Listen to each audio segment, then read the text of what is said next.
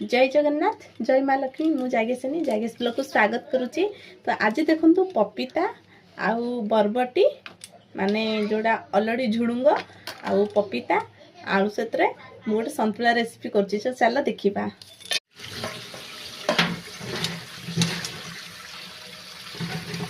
देवा लंका कटा देले पियाज भी देदेले आम एड कर सारा यहाँ फ्राए कर हल्का हल्का चलेबे।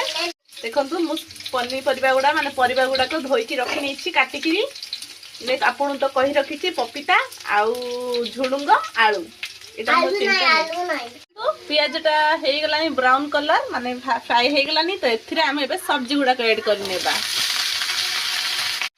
माने भंडा आलू आउ आमर माने झुडुंग काटी रखी धोईकी ऐड करनेले। एथिरे लुण देनेबा एथिरे हल्दी पाउडर देनेबा भल से गोले नेबा एपरी माने मिक्स करी नेबा। टिके मुहरे भूल भाल बाहर पड़े जेहेतु भंडा को पपीता कहनी जेहेतु बाहर अच्छु तो ओडिया साथी टिके टिके हिंदी कह टिके भूल भाल बाहर पड़े तो भूल थिले माने भूल तो होउची तो क्षमा करनेबे मते। आउ एबे देखंतु एपरी आमे करिनेबा भल से मिसेकी ताकू छाड़ी नेबा तार तो किछि पानी ऐड करिवे नाही पछे पानी टिके एबे ढक्कन देकी याको छाड़ी नेबा। ढक्कन बाहर करके देखिबा देखंतु वाव किते भल से हे आसिलानी। एथिरा हम गोटे टमाटर देई नेबा टमाटर देई नेली नथिले भी चलिबो टमाटर तो थिला तो मु नेई गली एबे गोटे एटा को भी भल से हमें मिसेई नेबा भजा खातिर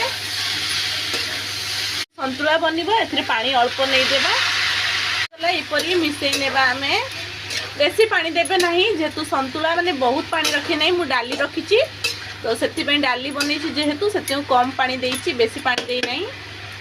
या भी 5 मिनट छाड़ी नेबा टिके नहीं जीवा आमे मसला गुंड भेज सब्जी मसला देखंतु हमर रेडी हो गलानी संतुला। मु पानी तो देई नहीं अल्प पानी देइथिली आपण पानी चाहिए अल्प टिके अधिक रखि परिबे।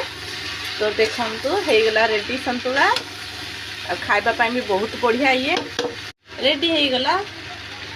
पपीता रेडी हो गला भंडा आउ आमर झुडुंग आलू संतुला तो हो गला रेडी। देखंतु रेडी हो गला एबे आमर खाइबा थाली दोपहर थाली पाई देखंतु संतुला भी रेडी जोड़ा मु आपको ता प्रोसेसटा देखैली पपीता माने जोड़ा भंडा आलू आउ बरबटीर रेसिपी आउ ये तो भजा जानी बरबटी आलू भजा ये आमर रेडी है थाली। तो चलो खाइबा एबे।